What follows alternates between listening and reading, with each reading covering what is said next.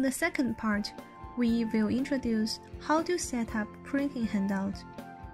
Most of the teachers need to print out the presentation. If you print only one slide in a piece of paper, it is wasteful. However, by using Slide Master, you can print multiple slides in one piece of paper. Click View, Handout Master. You can see 5 buttons. Click Handout Orientation. You can choose Landscape or Portrait.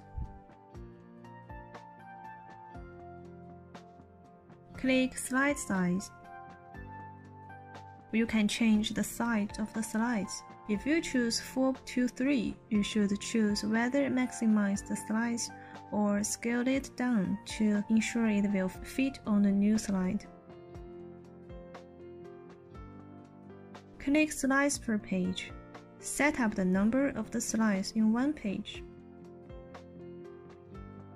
You can also take header, footer, date, and slide number.